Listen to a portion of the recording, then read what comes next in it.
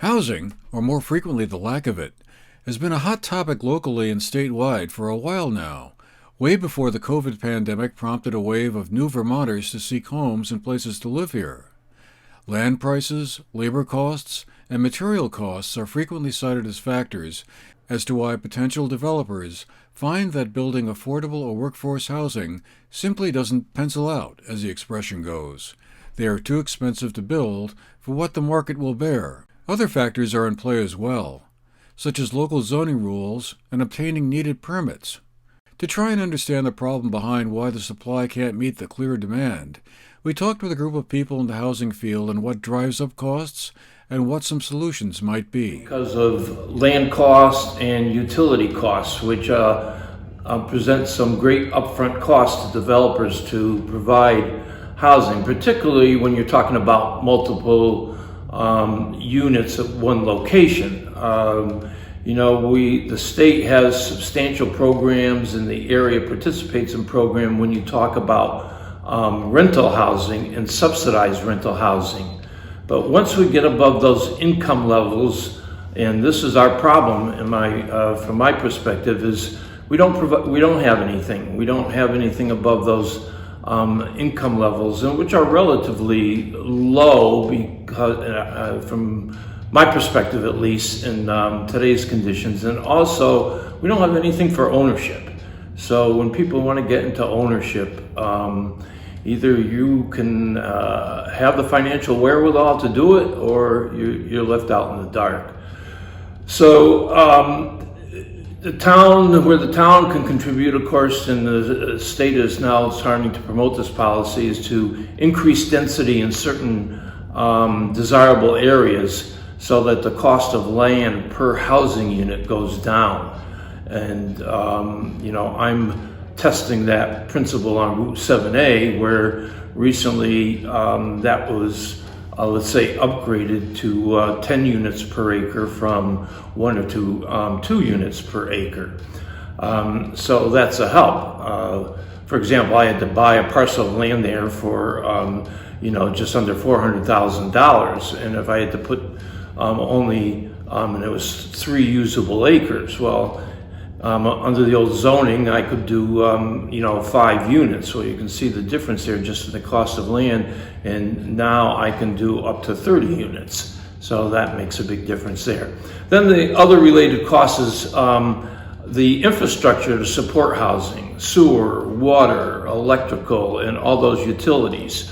Our town policy, and it's probably generally more or less statewide, is that a developer is required to pay for those costs. So I have to put in a private road into that 3 acres. I have to put in the electrical. And to be honest, we're going underground because long term we just think that's a better posture. We have to provide our own water off of town water, which is on 7A, so it makes it relatively convenient. But I said I think I had to put in my own road, and then we have to provide sewer, and the option there was to do the septic field, a large community-owned septic field. But now I think we're going to head to town sewer hookup because the town is proposing to run sewer up 7A now. But either way, the developer, or myself in this case, has to front all those costs. And for the 20 units we're proposing there, by the time it's all said and done, it's $1 million, give or take, if not more.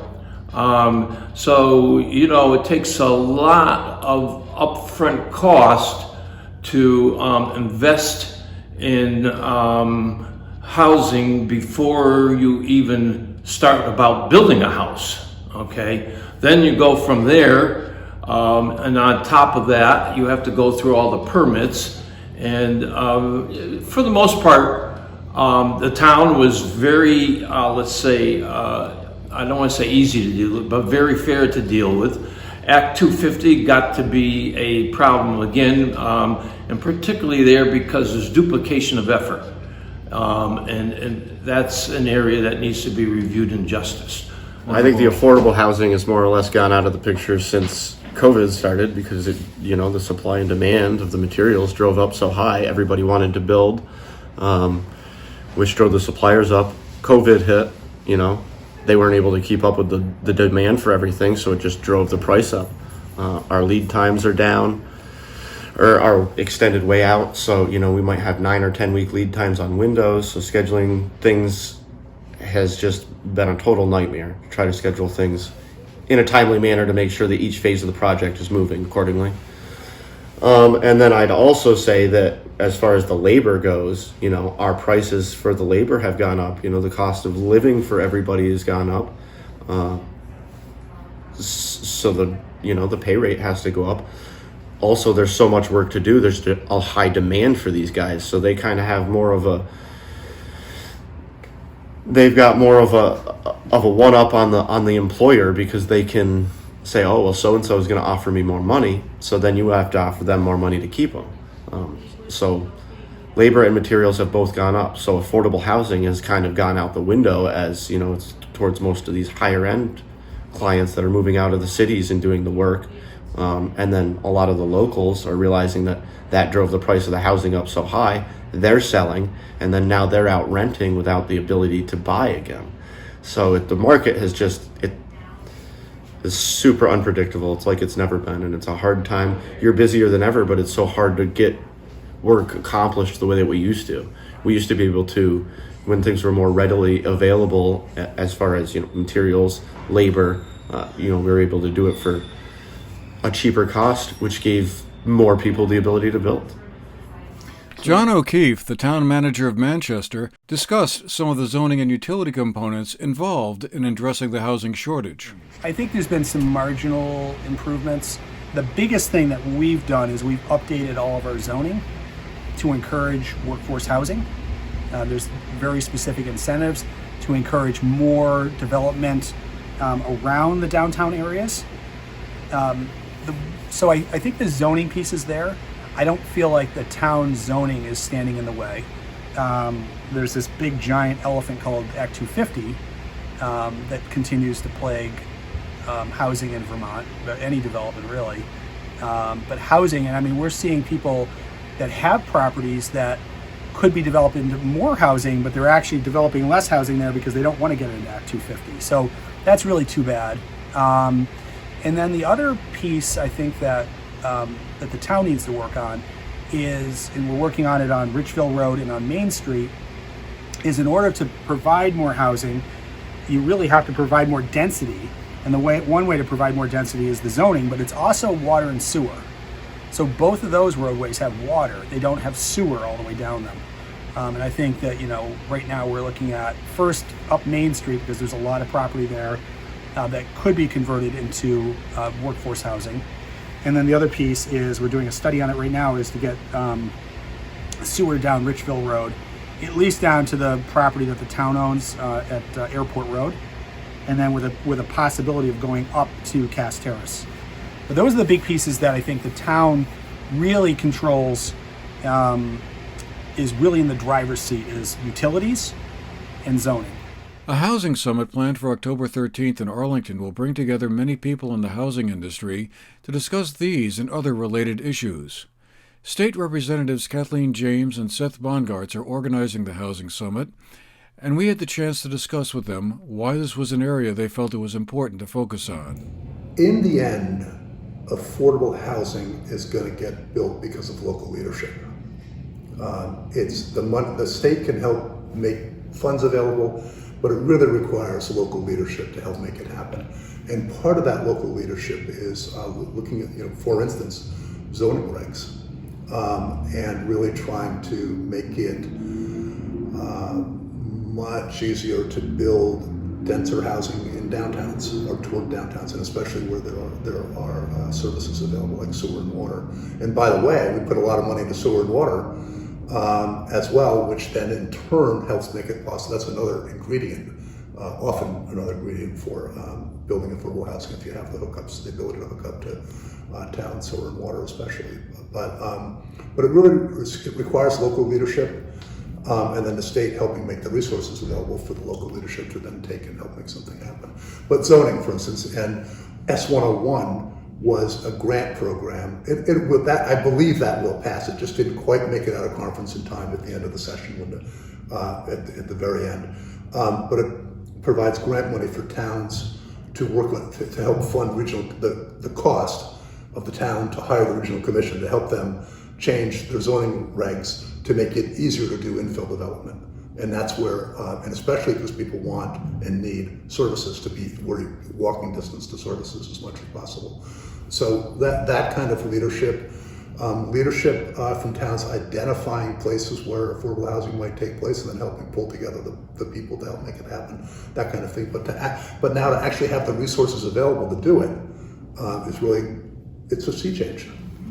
I think, one thing, I just wanted to toss this out there because I love talking about this, but when you talk about the importance of zoning, one of the ideas that I've been fascinated by is the concept of tiny house communities, which are springing up all over the country, as ways to either house the homeless or provide low-income housing or target other communities. And one of the first things I did was reach out to find out, for example, in Manchester, is there anything in our zoning that would preclude a tiny house development? And there's not, which is great news. So, if you think about a 4-acre parcel that you could maybe fit 10 to 15 houses on, they're arrayed around a community, maybe a community building with a kitchen and a little rec room and a garden. And you could try to find a developer, and I'd love to try to make this happen in Manchester or Arlington or Sunderland or any place where we can find the right parcel. It would be really amazing to find a developer to do a pilot project